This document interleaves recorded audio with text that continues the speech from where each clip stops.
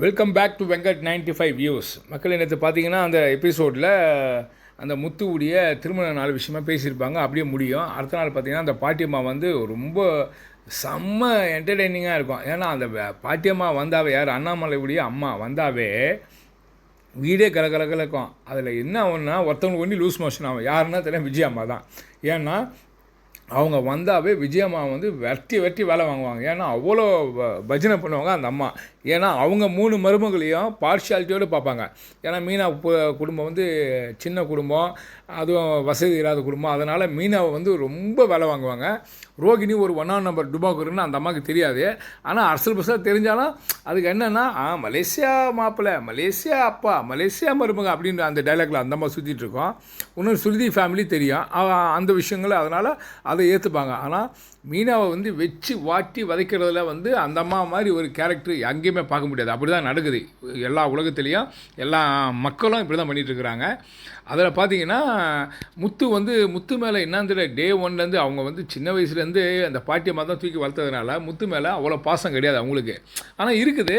But இருந்தாலும் மனோஜ் வந்து எந்த தப்பு செஞ்சாலும் ஏற்றுப்பாங்க. ஸோ இப்படி தான் போயிட்டுருக்கோம். அந்த விஜயா அம்மாவுடைய மாமியார் வந்ததும் நல்லா வச்சு வேலை வாங்குவாங்க. ஸோ அப்புறம் என்ன பண்ணுவாங்க, இந்த மாதிரி பர்த்டேக்கு வந்து முத்து வந்து கிஃப்ட்டு கொடுப்பான். யார், அவங்க பொண்ணுக்கு, அவங்க மனைவிக்கு வந்து ஒரு மோதிரம், பாட்டி நீங்கள் போட்டு கொடுங்க பாட்டின்னு சொல்லி மோதிரம் கொடுப்பான்.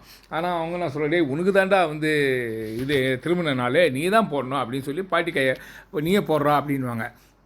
சரி பாட்டின்ட்டு அவனே போட்டு விட்ருவான். அதுக்கப்புறம் என்ன சொல்லுவாங்க, பாட்டி போங்கடா, இதே மாதிரி மீனாவுடைய அம்மா அப்பாவுடையும் போய் அம்மாவோட அவங்க வீட்டுக்கு போயிட்டு ஆசீர்வாதம் வாங்கிட்டு என்ஜாய் பண்ணிட்டு வாடா அப்படின்னு சொல்லி அனுப்புவாங்க. ஓகேன்ட்டு இவனை காரில் கிளம்பி போயிடுவான்.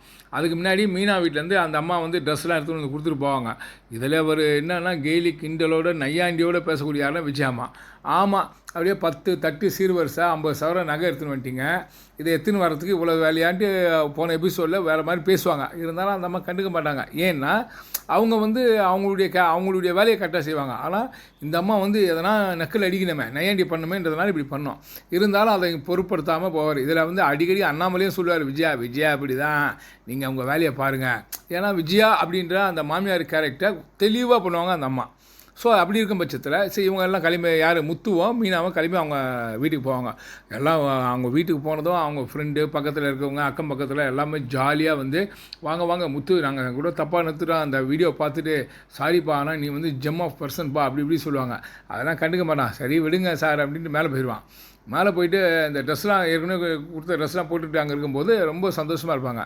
லாஸ்ட்டாக பார்த்தா சத்யா வருவான். சத்யா வந்ததும் அப்போ தான் வந்து அவங்க அம்மா வந்து சொல்லிடுவாங்க, இந்த ட்ரெஸ்ஸெலாம் நாங்கள் எடுக்கலை, உங்களுக்காக தான் போய் சத்யா எடுத்துன்னு வந்தாலுமே அவன் மூஞ்சி மாறிட்டான். ஏன்னா சத்யா வேலை செய்யக்கூடிய இடம் வந்து சிட்டியாண்ட தான் வேலை செய்கிறான். அவன் வந்து 1ஆம் நம்பர் ரோகு. ஸோ அவன் கூட வேலை செஞ்சுட்டு அவன் ஒரு ஃப்ரெண்டுன்றதுனால அவன் தவறான காரியங்கள்லாம் நிறைய பண்ணுவான், அடிதடி சண்டை அப்படின்னு போவானன்றதுனால. ஏன்னா அவன் வந்து இந்த கந்து வட்டிக்கார மாதிரி. ஸோ அதனால் என்ன பண்ணால், ஏன்டா இங்கே வேலை செய்கிற நிறைய வாடி இவன் சத்யாவுக்கு சொல்லுவான். கையை முறிச்சு விட்டது இவன் தான். இருந்தாலும் அந்த சத்யா அடங்காமல் அங்கே அவன் பின்னாடி இருந்தனால இவன் தான் வந்து வாங்கி கொடுத்தாருந்தான். ரொம்ப கடுப்பாயிட்டு உடனே அந்த சத்யா அவுத்து போட்டு மீனாவை கூப்பிட்டுன்னு வா அப்படின்ட்டு காரில் ஆர்னு பயங்கரமாக, அது தெரியல நமக்கே வந்து கோவம் வந்துன்னா நேராக போய் காரில் உட்காந்து ஆர்ன் அடிச்சுட்டே இருப்போம். இதே பைக்காக வந்து நமக்கு ஆக்சிலேட்டர் முறுக்கிட்டே இருப்போம். இதுதான் விஷயம். அதே மாதிரி வந்து மீனா ஏறி உட்காந்துருவோம்.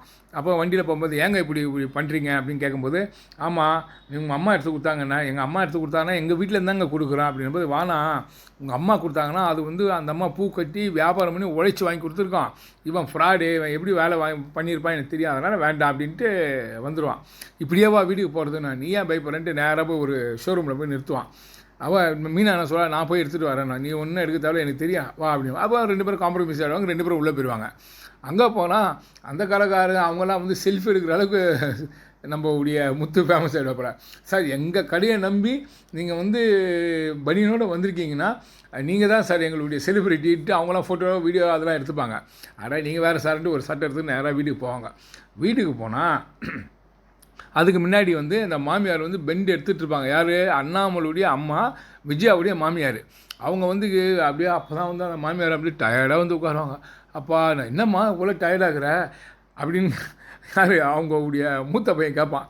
என்னடா பண்ணுறது, அவள் வேலை வந்து ஃபங்க்ஷன் இதுன்னு போயிட்டா, மீனா செய்ய வேண்டிய வேலை செய்யலை, நான் தான் செய்யணும், என்ன பண்ணுறது, எங்கள் மாமியார் வந்திருக்கிறாங்களே, அவங்க என்ன இருக்கிற வரையும் நான் தான் செய்யணும் அப்படின்பா. அம்மா அப்படி வேணா ரோகிணி அப்படின்னும் போது ரோகிணி போய் அவங்க இடுப்பில் கில்லுவா.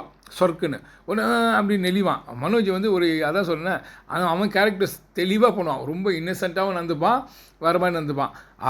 அதிலே இன்னொரு விஷயம் காமெடியாக சொல்லுவான். ரோகிணி ஏன் மம்மி ஏன் அத்தை இப்படி பயப்படுங்க ஐயோ அப்படின்னும் போது, எங்கள் அம்மா வந்து எங்கள் ஆயா எங்கள் பாட்டியை பார்த்தாவும் கொஞ்சம் டர் ஆகிடுவாங்க, உள்ள பயத்தோடையே தான் இருப்பாங்கன்னும் போது, நீ வேறு போடான உடனே அந்த பாட்டி அம்மா ஒரு குரல் குத்தி விடுவாங்க.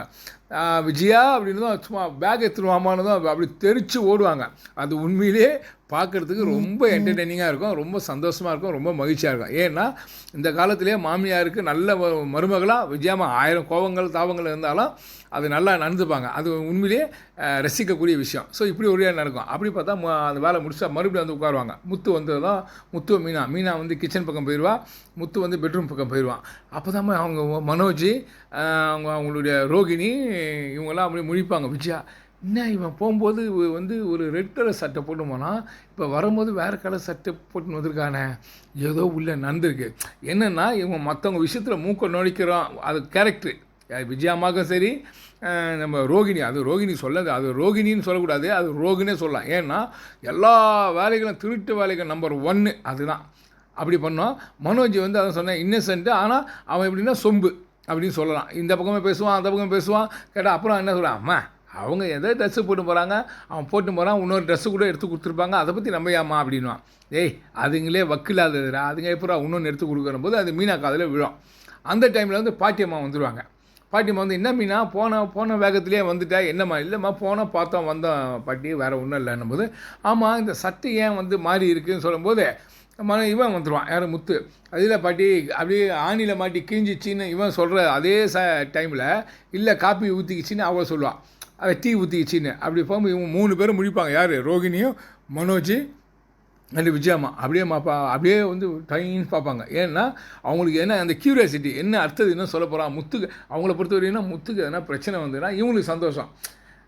இதில் எஸ்பெஷலி யார் பார்த்தீங்கன்னா நம்ம ரோகிணி வந்து எதனா விஷயத்தில் கார்னர் பண்ணோம், அவங்கள காலி பண்ணோம், முத்துவும் மீனாவும் நிம்மதியாக இருக்கக்கூடாது.